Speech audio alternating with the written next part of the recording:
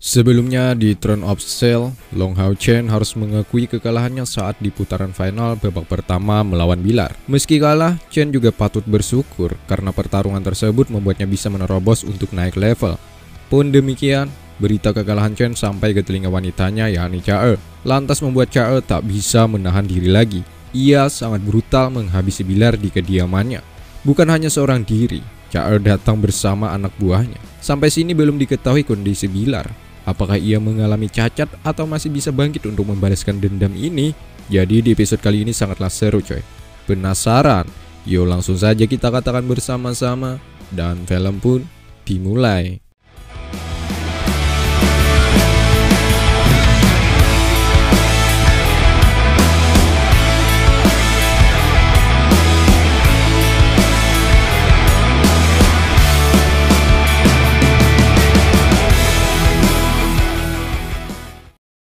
Bilar kala itu terjatuh ke dalam kolam. Untungnya nyawanya bisa diselamatkan coy. Hanya saja saat ini Bilar mengalami luka yang cukup parah, yakni dengan hilangnya sebagian darah di dalam tubuhnya. Hal ini disebabkan karena tusukan pisau yang hampir menembus jantung Bilar. Sepertinya Charles sengaja tidak melukai hingga ke jantung. Sebab pada dasarnya, musuh umat manusia ialah para monster iblis. Itulah alasan kenapa Charles tidak sampai membunuh Bilar. Yang ia lakukan saat ini hanya untuk membayar perbuatan Bilar yang terlampau batas.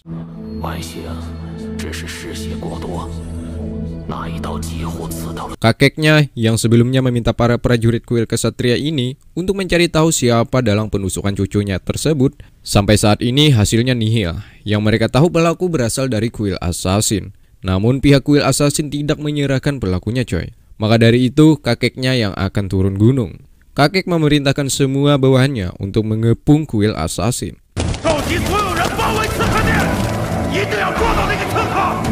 Di bawah guyuran hujan, para prajurit berkumpul untuk bersiap menyerang. Para kuil kesatria mengumandangkan suara yang begitu menggelegar. Siapapun yang berani untuk menghalangi jalan mereka, maka akan dibunuh.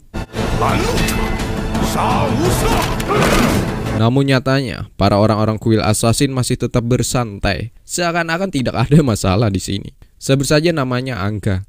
Angga meminta kepada orang-orang dari kuil assassin untuk memberikan mereka jalan untuk masuk. Ya mana mau ya kan mereka memberikan jalan kepada mereka. Sebab kuil kesatria datang ke sini tanpa ada perintah dari atasan kuil assassin, alias tanpa surat perintah dari aliansi.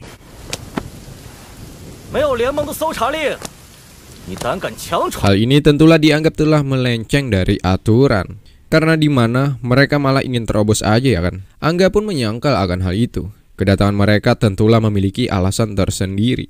Walaupun tanpa surat perintah, mereka berhak untuk datang ke sini kapan dan bagaimanapun kondisinya.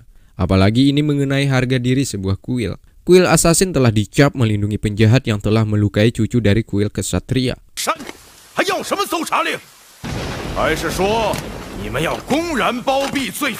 Setelah melihat Angga banyak bacot, Setopeng akhirnya turun tangan untuk menyelesaikan masalah ini. Setopeng mengancam jika berani melangkah sedikit saja, maka ia yang akan membunuh mereka semua.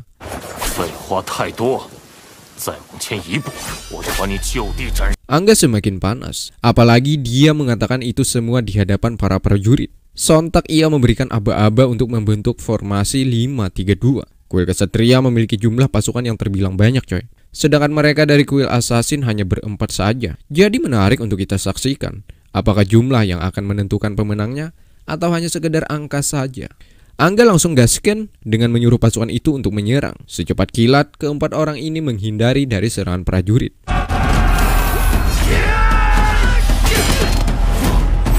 Malahan Anggala yang menjadi target utama mereka.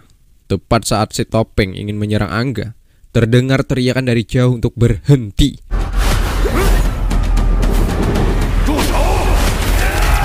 Seketika Setopeng tak bisa lagi menggerakkan tangannya coy. Ya dialah ketua paladin alias kakeknya dari Bilar coy. Sampai sini Mimin belum dapat membedakan coy. Apakah ketua paladin ini sama orangnya dengan Hao Han atau siapa entahlah. Ya nanti kalau sudah tahu secara rinci akan Mimin jelaskan lagi. Oke genjot.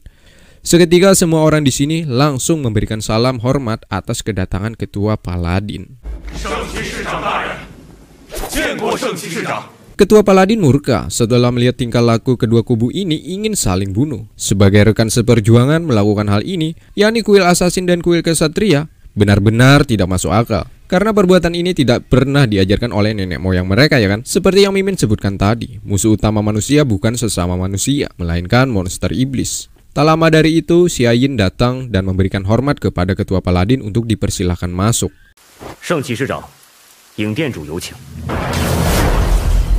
Penuh amarah, Ketua Paladin pun langsung masuk ke dalam. Namun Lingzi, ya sepertinya dia adalah salah satu orang yang paling bertanggung jawab di kuil assassin coy. Paladin mengatakan bahwa Lingzi seharusnya tahu aturan di aliansi, di mana 6 kuil tidak seharusnya untuk saling menyakiti. Maka dari itu, Ketua Paladin memberikan kesempatan kepada Yingzi untuk menyerahkan pelaku kekerasan terhadap Bilar.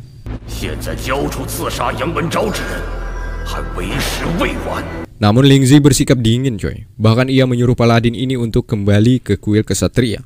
Sebab jawaban Lingzi sampai kapanpun akan tetap sama, yakni akan tutup mulut dan tak menyerahkan pelaku penganiayaan terhadap cucunya Bilar. Mendengar perkataan Yingzi seperti itu, membuat Hao Han mengeluarkan auranya.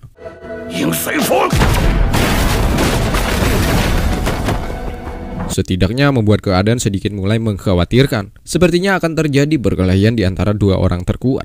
Yingzi dianggap Paladin tidak kompeten sebagai seorang pemimpin kuil, di mana kita tahu saat ini keadaan umat manusia sedang memprihatinkan akibat huru-hara yang ditimbulkan oleh ras iblis. Apalagi dengan kejadian saat ini ya kan, kuil assassin dicap sebagai memperkeruh suasana. Sudah beberapa kali Mimin sebutkan bahwa tidak selayaknya seorang manusia menyakiti manusia. Dengan itu juga, Hao Han pun pergi sembari mengatakan bahwa ia akan membawa kasus ini ke aliansi. Ia tak pandang bulu bagaimanapun latar belakang si pelaku penganiayaan tersebut.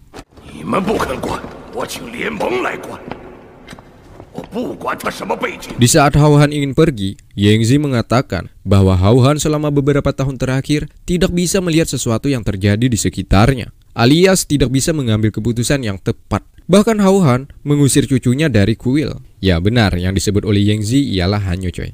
Ketika ucapannya itu keluar dari mulut Yingzi, secepat kilat, Yingzi mendatangi Hao Han yang kala itu ingin pergi. Yingzi mengatakan alasan kenapa ia tak bisa menyebutkan pelaku utama penganiayaan yang menimpa Bilar. Ya dikarenakan ada sesuatu. Ada sih satu cara jika Hao Han bersikukuh ingin tahu, tapi Hao Han harus bersumpah suci, yakni hanya dia yang boleh tahu, tidak dengan orang lain, bahkan ketua aliansi. Setelah negosiasi terjadi, akhirnya Hao Han pun menyetujui. Dengan itu juga, seketika mereka masuk ke dunia berbeza coy. Sebelum ke pembahasan utama, di sini Yingzi mengatakan dulu tentang kejadian 3000 tahun yang lalu. Bukan hanya di kuil kesatria, di kuil assassin pun begitu. Dimana jika seorang anak terlahir dengan memiliki spiritual bawaan minimal 91 poin, maka anak itu akan dijuluki sebagai reinkarnasi dan selalu dihormati. Karena dimana anak itu akan dibekali bakat dan kekuatan yang luar biasa. Peribahasanya seperti ini coy, cukup diberikan satu pedang, maka ia akan membunuh siapapun yang menyakiti orang-orang di sekitarnya. Dulunya seorang reinkarnasi dewa dan dewi, tepatnya saat peperangan melawan Raja Iblis, mampu melukai Raja Iblis hingga terluka. Nah itulah alasan kenapa anak reinkarnasi dari kuil assassin harus dihormati dan dijaga. Kejadian itu sekitar 3000 tahun yang lalu, dan hari ini kuil assassin memiliki anak reinkarnasi kembali, yang dididik untuk membunuh Raja Iblis. Tepatnya beberapa tahun sebelumnya, lahirlah seorang gadis yang memiliki kekuatan spiritual bawaan 100 poin. Ya dialah Chae coy. Mendengar itu pun membuat Paladin terkejut dan menanyakan tentang kebenaran yang diucapkan oleh Yingzi. Ya benar, apa yang diucapkan oleh Yingzi sebuah kebenaran. Jadi sampai sini Hao Han akhirnya mengerti bahwa pelaku penganiayaan terhadap Bilar tidak lagi untuk diadili. Sebab Dewi Reinkarnasi masih banyak pekerjaan lain yang harus ia selesaikan demi satu tujuan, yakni mengakhiri gelapnya dunia. Di sini Hao Han berpikir lebih kritis lagi lalu bertanya dengan cara menggas. Kenapa anak tersebut tidak diajarkan agar beretitut lebih baik lagi? Apakah karena dia menjadi Dewi Reinkarnasi sehingga kuil assassin memanjakannya? Bagaimana jika kelak dia menjadi seorang pemimpin? Ya tentunya akan menjadi bumerang bagi umat manusia sendiri. Ya, perbuatan Charles sebelumnya telah dianggap sebagai perusak citra seorang Dewi Reinkarnasi. Yingzi pun menyangkal, Hao Han, sabar. Gua bilang lo harus sabar. Perbuatan yang ia lakukan tersebut hanya untuk menyelamatkan dirinya sendiri. Perbuatan mata kau. Selama 6000 tahun, umat manusia dirundung kemalangan lantaran berada di bawah kaki ras iblis. Apa kamu mau seperti ini terus? Namun jawaban terakhir ini mampu membuat Hao Han terdiam. Di mana semenjak Chae lahir, kehidupannya pun hanya dihiasi dengan kesedihan. Bahkan ia rela kehilangan 6 indera hanya menuruti sebuah takdir coy. Namun selama ia mengenal Long Hao Chen, semangat hidup Cha kembali hadir menghinggapi di kehidupannya. Itulah alasan kenapa Cha sangat marah setelah melihat lelakinya yang telah dianggap sebagai penyemangat hidupnya disakiti oleh Bilar. Perbuatan itu tidak sepenuhnya Cha yang salah. Mungkin karena itu tadi, Cha tidak senang jika melihat orang-orang di sekitarnya disakiti. Yang salah itu ialah dari kuil assassin. Yingzi meminta maaf kepada Hao Han atas keteledorannya ini.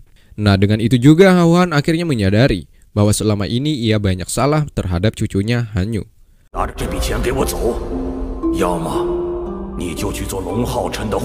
Pada akhirnya Hao Han pergi meninggalkan kuil assassin, di mana ia keluar lalu memerintahkan bawahannya untuk pergi, lalu mengatakan bahwa masalah ini sudah selesai. Dan satu, masalah ini tidak boleh dibahas lagi. Artinya hubungan kedua kuil tak jadi retak setelah penjelasan dari Yingzi.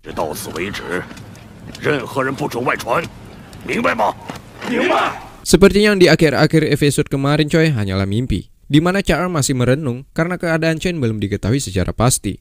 Nah, saat itu ia pun mencari keberadaan Chen. Diiringi nyanyian merdu, membuat suasana terasa lebih harmoni. Kucipa kau cikau cingkip hau singkat tap hau cika tap hau cikita pap hau sing chang chang quang tang quai sing kan brat hop hai wi wang swing toang wai wang ai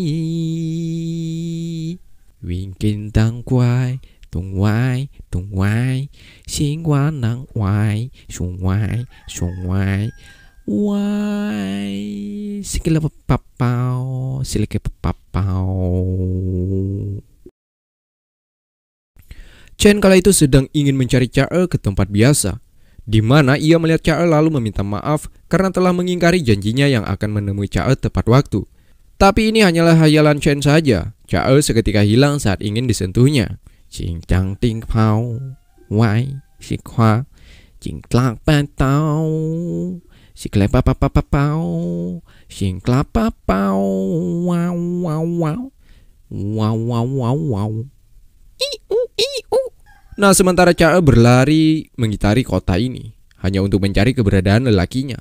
Saat itu juga ia melihat ada kunang-kunang yang membuat Cha ingat dengan perkataan Chen. Jika kamu tersesat maka ikutilah kunang-kunang, maka dia akan mengantarkanmu pulang. Dengan itu juga Cha langsung mengikuti. Dan benar, tak lama dari itu ia menemukan Chen yang kala itu terjatuh ke dasar tempat mereka sering bertemu.